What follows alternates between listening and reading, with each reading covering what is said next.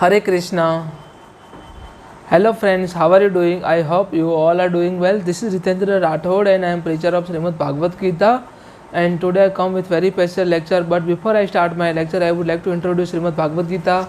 I am having Srimad Bhagavad Gita as it is written by S.C. Bhaktivedanta Srila Mahaprabhupada from ISKCON temple. This is a most authentic book, and this is a best version of Srimad Bhagavad Gita. And I would like to say that Srimad Bhagavad Gita is neither religious book nor spiritual book, but in true sense it is a pure book of the science and humanity, and I am only here to try to propagate humanity on the basis of Srimad Bhagavad Gita.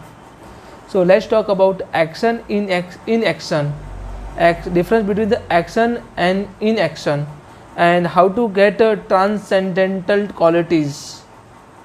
Chapter number 4 of Srimad Bhagavad Gita, verse number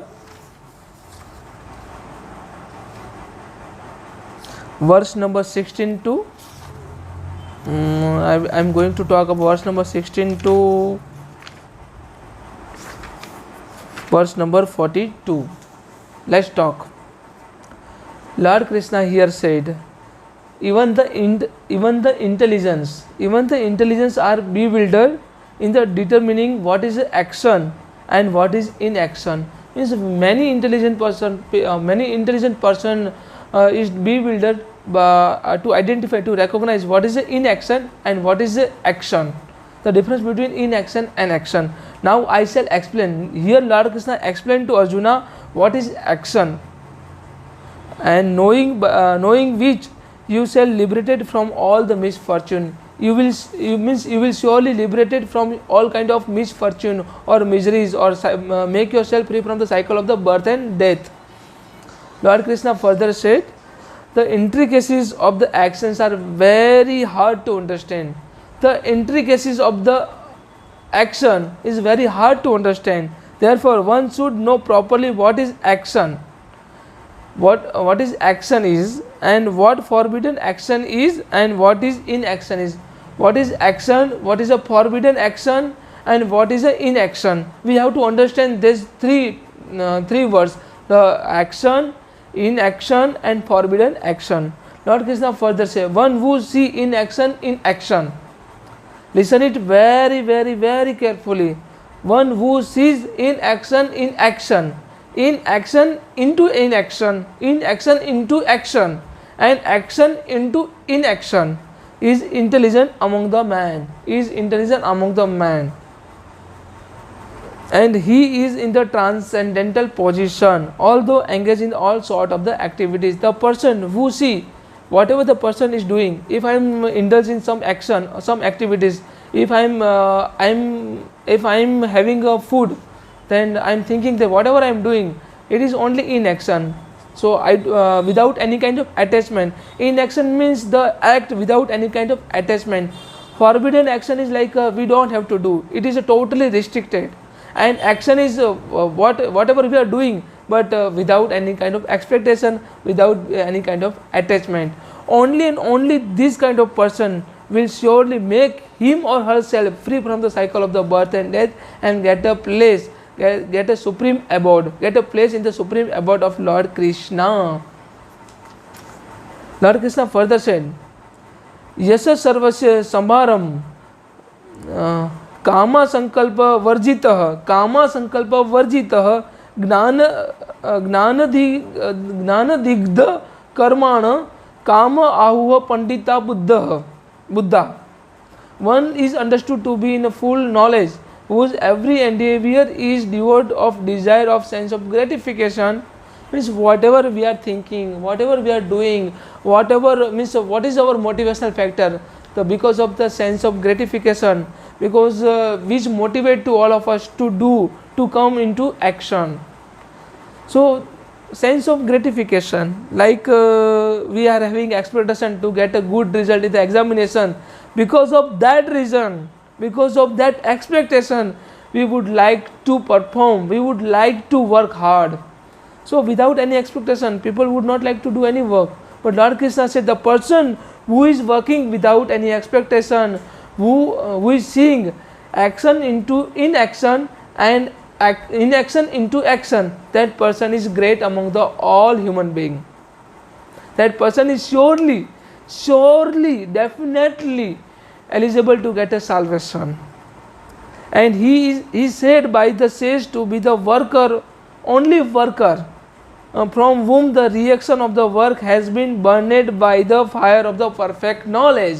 So that person is in the fire of the perfect knowledge, is in the perfect knowledge, is in the transcendental knowledge, and by the transcendental knowledge one can get the Supreme Personality of Godhead, Lord Krishna. Then many people ask me, why should we have to get Lord Krishna? Why should we have to reach toward the Lord Krishna or Supreme Personality of Godhead? Because each and every soul has a one ultimate goal, to make he or herself free from the cycle of the birth and death and get a salvation. From the means that particular soul will never come on this material world, never get a rebirth. So free from the cycle of the birth and death. It is the ultimate goal of each and every soul. This is called moksha.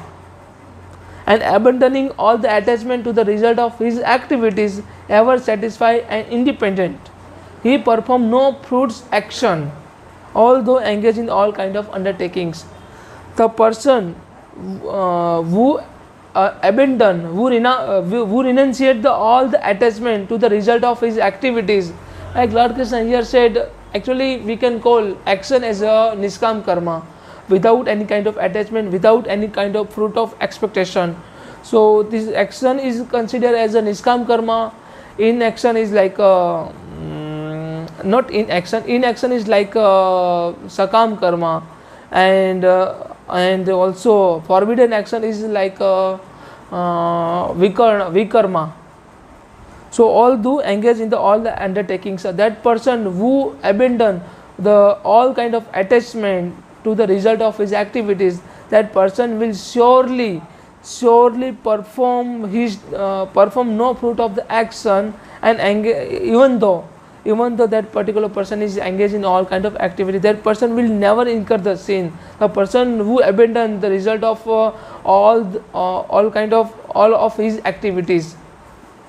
So abandon the result of all activities or attachment by which we can make ourselves perfect, we can develop a perfect knowledge, we can get a transcendental knowledge, we can surely get Supreme Personality of Godhead. It's like a niskam karma. Such a man of understanding act with a mind and intelligence perfectly controlled. The person who abandon, who understands this kind of perfect knowledge or transcendental knowledge by abandoning all kind of attachment of the result of the action, that particular person will surely perfectly control of his mind and in his intelligence. His mind and intelligence. Soul is higher among the all. Then intelligence come, then mind come, then senses come. If means at the down level the senses come, but by senses we can control, means we can control our senses. Then by controlling of the senses we can control our mind, and by controlling our mind we can control our intelligence, and by controlling our intelligence we can direct our soul whether move on the right path or wrong path, which one is the right path and which one is the wrong path, which one is lead to the Supreme Personality of Godhead, Lord Krishna. Lord Krishna further said, he who is satisfied with a gain, listen it very very very carefully, he who is satisfied with a gain which comes of its own accord, and who is free from the duality and does not envy, and who is steady in both success and failure, listen it very carefully, who is steady in the both success and failure, is never entangled and all the performing all the actions. That particular person will never entangle, although that particular person is performing all kind of action.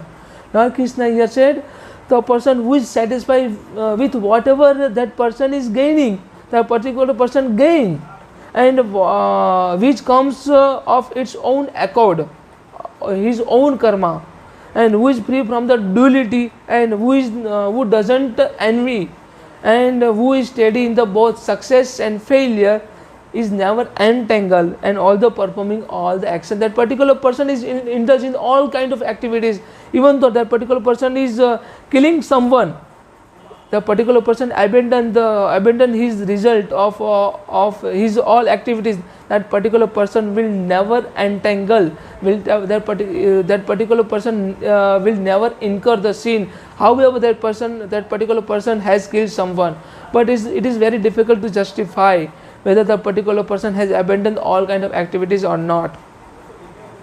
So it's like a karma will never reach to that particular person if that particular person has abandoned all kind of attachment of result of his activities. So this is the basic fundamental of this theory. So this is also karma theory of the karma. Lord Krishna further said, the work of the man who is unattached to the three modes of the material nature and who is fully situated in the transcendental knowledge merge entirely into the transcendental seas.